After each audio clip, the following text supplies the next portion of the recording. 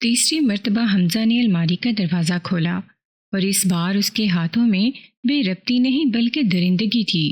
انگلیاں ہینگرز پر یوں چل رہی تھیں جیسے کوئی زخمی جانور پنجے گاڑ رہا ہو۔ استری شدہ قمیضیں، مہنگے سوٹ، طے کیے ہوئے کپڑے ایک ایک کر کے زمین پر آ گرے۔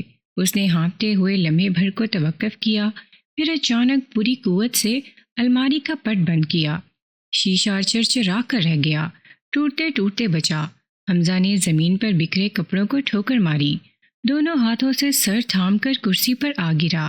غصہ صرف صبا پر نہیں تھا، یہ غصہ اس گھٹن کا تھا جو اس کی زندگی میں رچ بس چکی تھی اور جس پر اس کا اختیار ختم ہو چکا تھا۔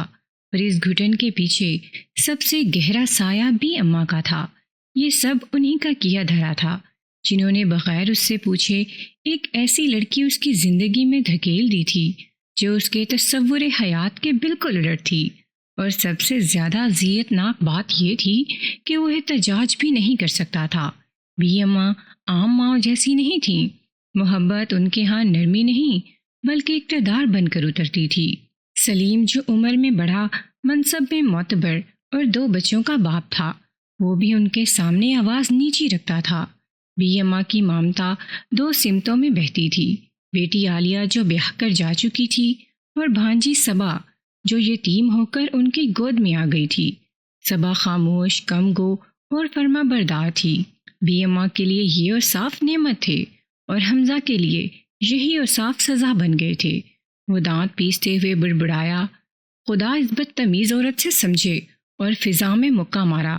یہ دیوانگی اسے ہمیشہ اسی وقت آ گھیرتی تھی جب چیزیں اپنی جگہ پر نہ ملتیں۔ آج موزے نہیں مل رہے تھے، رومال غائب تھا، ٹائی کا کوئی سوراخ نہیں تھا، اور پر جیسے اسے زمین نگل گئی تھی یا آسمان کھا گیا تھا۔ اس کے اندر کا ضبط ٹوٹ گیا۔ وہ دروازے پر آیا اور پورے گھر میں گونجتی آواز میں چیخا، رمضانی، اوے منحوس، سامنے آ، میری چیزیں کہاں چھپا دی ہیں؟ آواز سن کر سلیم نے کپڑے بدلتے ہوئے ناگواری سے سانس لی۔ بی اماں نماز کی چوکی پر بیٹھی سبزیاں کاٹ رہی تھیں، دونوں پوتے پاس کھیل رہے تھے، ننھے کہہ کہے ان کے وجود میں مٹھاس گھول رہے تھے۔ اسی لمحے رمضانی جھاڑو کندھے پر رکھتے دوڑتا ہوا آیا اور کچن کے دروازے سے صبا نکلی، ہاتھ میں چھوٹی سی ٹرے، چہرہ دھوئیں سے بھجا ہوا، آنکھیں تھکی ہوئی، ہونٹ خشک۔ حمزہ نے ایک نظر دیکھا، نفرت سے نظریں موڑی اور کمرے میں داخل ہو گیا۔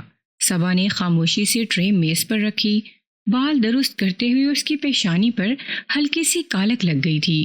یہ منظر حمزہ کے لیے ناقابل برداشت تھا۔ لہسن، پیاز اور دھوئیں کی بو اسے یوں لگی جیسے اس کے مہنگے سوٹ میں رچ بس گئی ہو۔ اس نے ذہن میں بجھی آواز میں کہا، تمہیں نظر نہیں آتا وقت کیا ہو گیا ہے؟ صبا نے لرزتی آواز میں کہا، جی گھڑی بند ہے۔ حمزہ بھڑکا، چابی بھرنا نہیں آتا؟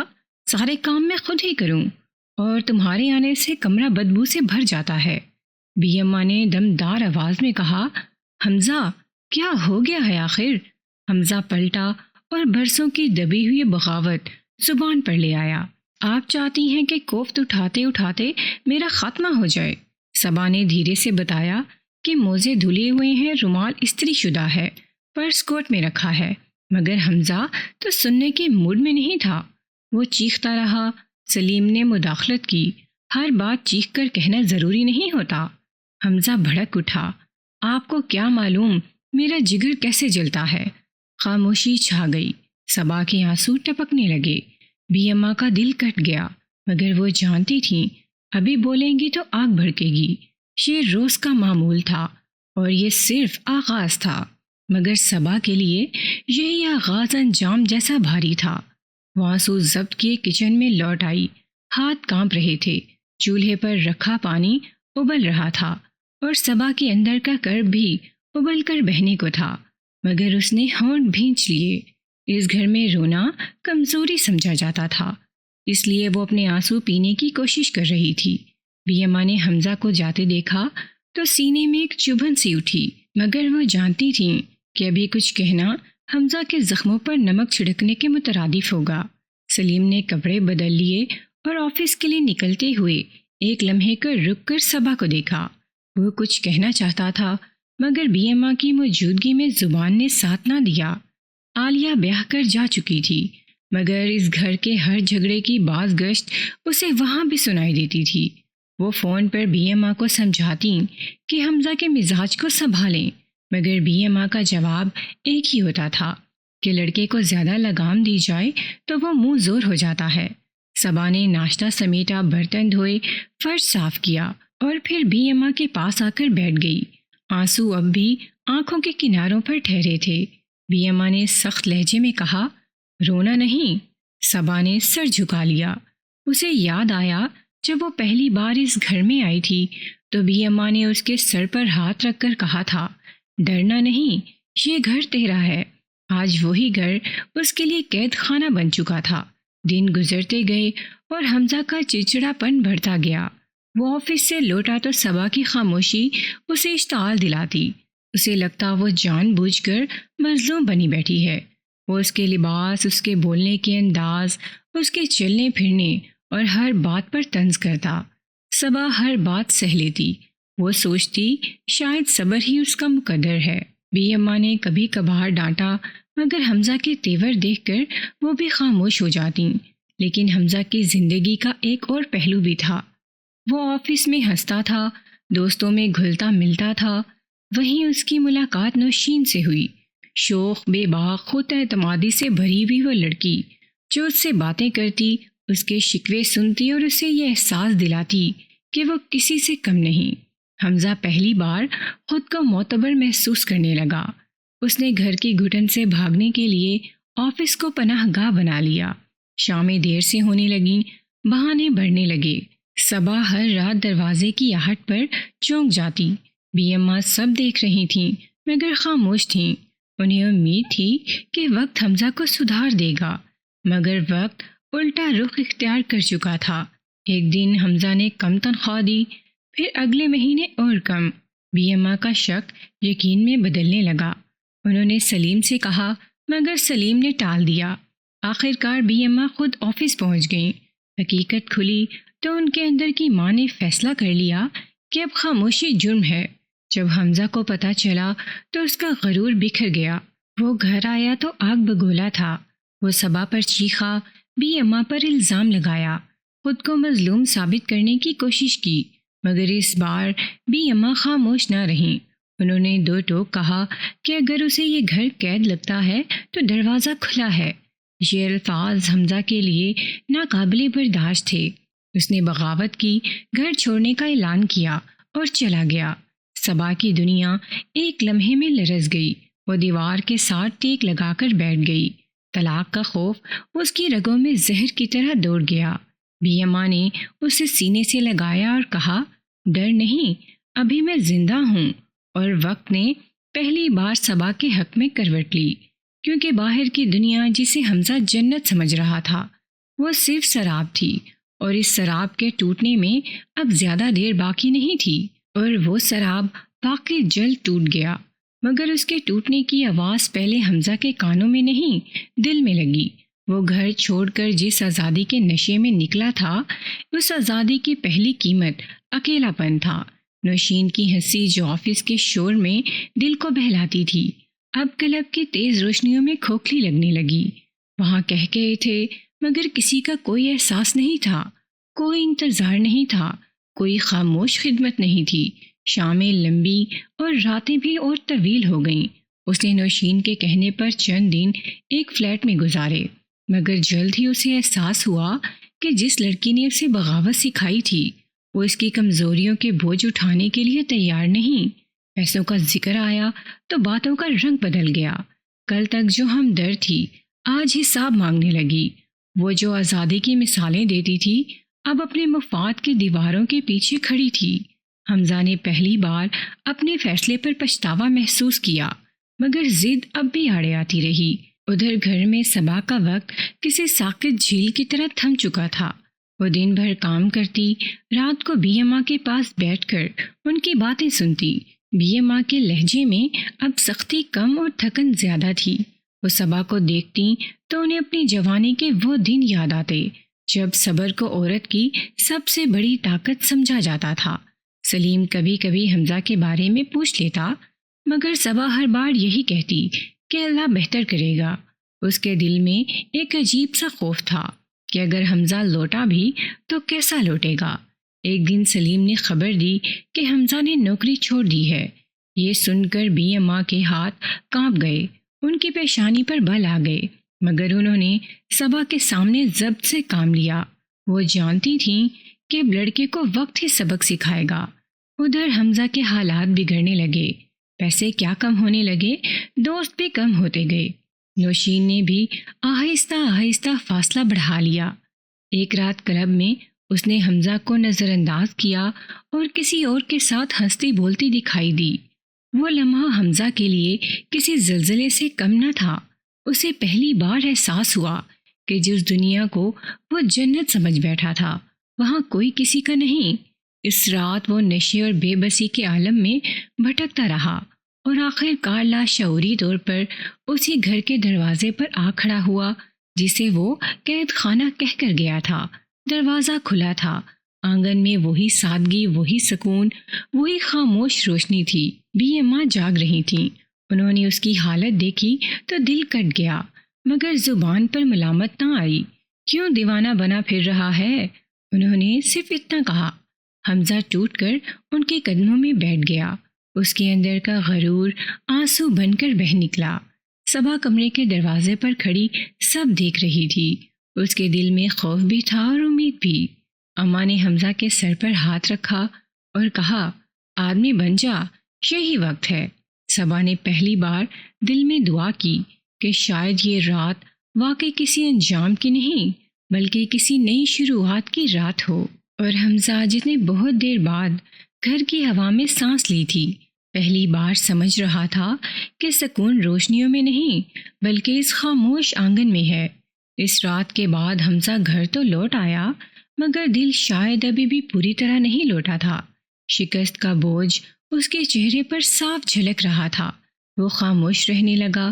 بات بات پر بھڑکنے والا آدمی اب گھنٹوں ایک ہی جگہ بیٹھا رہتا، جیسے اندر کہیں کچھ ٹوٹ کر بکھر گیا ہو۔ بی اماں نے جان بوجھ کر اس پر سوالات کی بوچھاڑ نہ کی۔ وہ جانتی تھیں کہ مرد کا غرور پہلے زخم کھاتا ہے، عقل بعد میں جاگتی ہے۔ صبا نے بھی اس رات کے بعد اس کے سامنے سے خود کو سمیٹ لیا تھا۔ پہلے کی طرح ہر وقت حاضر رہنے کی بجائے اب وہ خاموش فاصلے پر رہتی، نہ شکوہ نہ گلا، بس ضرورت کے مطابق بات چیت۔ یہ خاموشی حمزہ کے لیے کسی عذاب سے کم نہ تھی، کیونکہ تلخی برداشت کی جا سکتی ہے مگر بے نیازی نہیں۔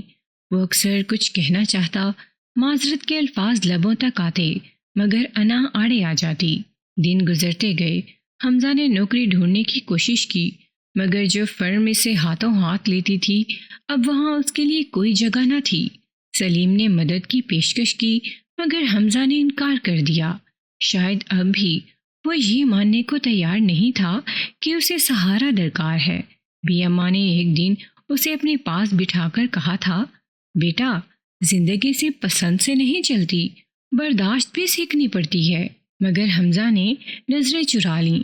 صبا اندر ہی اندر بدل رہی تھی۔ اس کے چہرے پر اب وہ سہمی ہوئی عاجزی نہیں تھی، صبر نے اسے خاموش طاقت دے دی تھی۔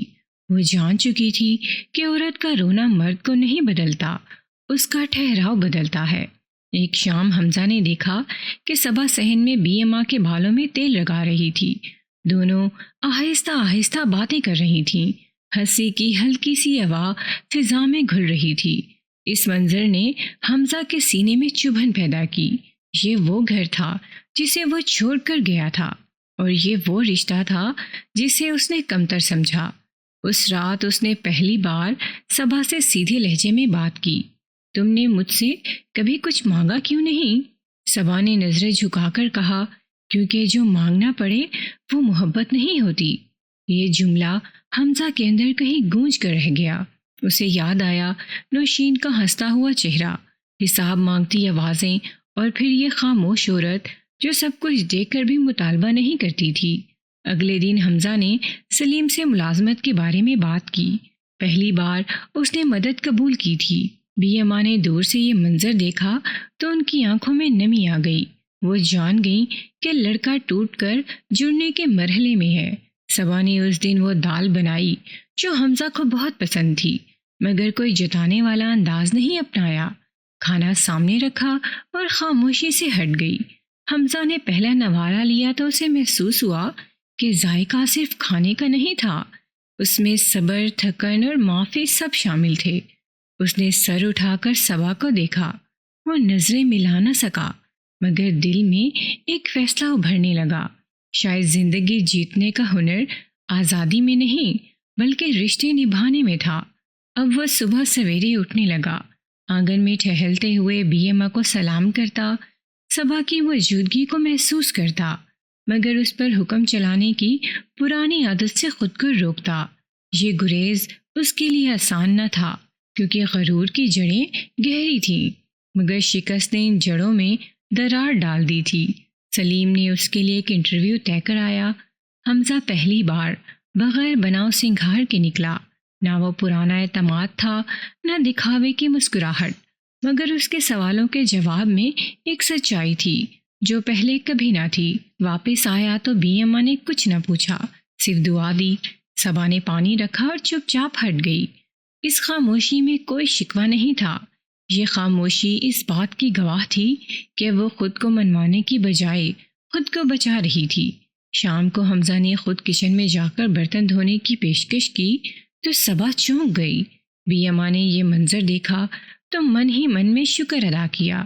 اگلے چند ہفتوں میں حمزہ کو ملازمت مل گئی تھی، تنخواہ کم تھی، مگر اس بار پوری دیانت سے کمائی گئی تھی۔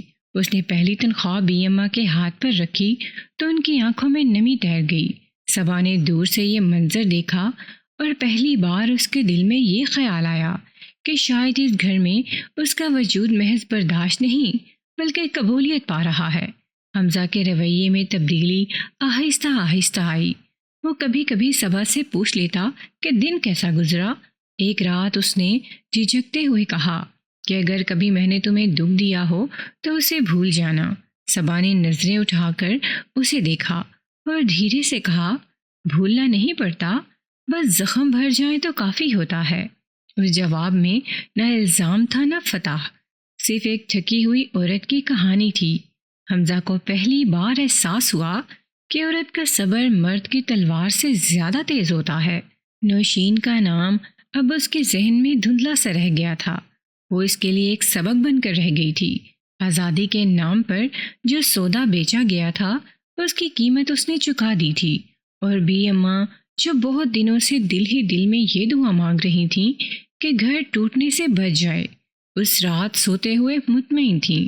وقت کے ساتھ ساتھ حمزہ کے اندر کی تیزی مدھم ہونے لگی، مگر پچھلی زندگی کے سائے یوں آسانی سے پیچھا نہیں چھوڑتے۔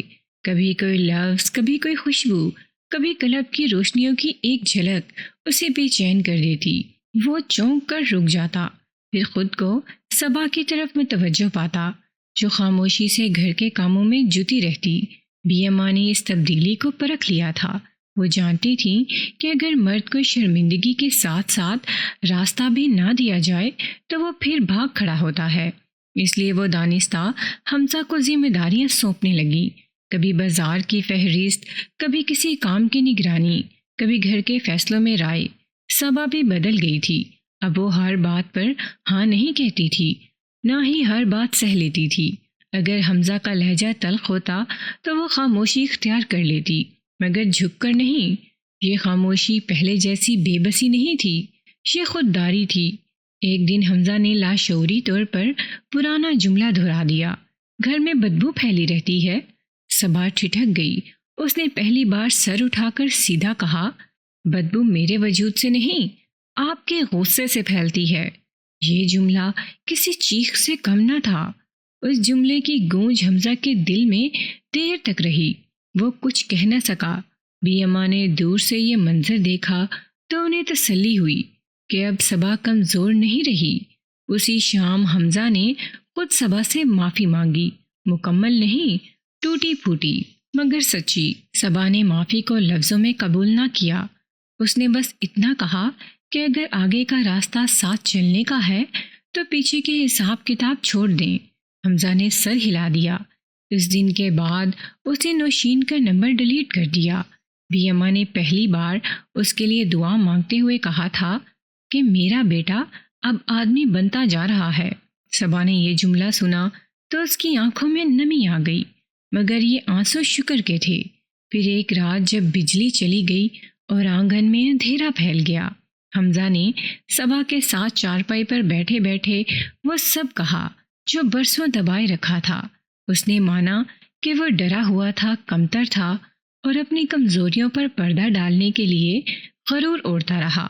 صبا نے پہلی بار اس کی بات کاٹ کر کہا کہ کمزور ہونا جرم نہیں، کمزوری نہ ماننا جرم ہوتا ہے۔ حمزہ نے محسوس کیا کہ وہ جس عورت کو گنوار سمجھتا تھا وہ اس سے کہیں زیادہ سمجھدار تھی۔ اس رات کے بعد گھر کی فضا میں وہ کشیدگی نہ رہی جو دیواروں میں بسی ہوئی تھی۔ سب کچھ ٹھیک تو نہیں ہوا تھا مگر بکھرنے سے بچ گیا تھا۔ اس رات حمزہ نے موبائل بند کر کے میز پہ رکھا تو انگلیوں میں ہلکی سی لرزش باقی تھی۔ وہ جانتا تھا کہ اس نے صرف ایک فون کال نہیں کاٹی تھی بلکہ اپنی پوری پرانی زندگی کے دروازے پر خود تالا ڈالا تھا۔ باہر صحن میں بی اماں تسبیح پھیر رہی تھی۔ دانے ایک ایک کر کے انگلیوں سے سرکتے تو ہلکی سی آواز پیدا ہوتی جیسے وقت خود گن رہا ہو۔ صبا کچن میں برتن سمیٹ رہی تھی۔ اس کے قدموں میں وہی ٹھہراؤ تھا جو اب اس کی پہچان بن چکا تھا۔ حمزہ چند لمحے دروازے کے پاس کھڑا رہا، پھر اندر آیا۔ صبا نے مڑ کر دیکھا تو اس کی آنکھوں میں سوال تھا مگر زبان پر کچھ نہ آیا۔ حمزہ نے پہلی بار کسی تعویل کے بغیر کہا، میں لوٹ آیا ہوں۔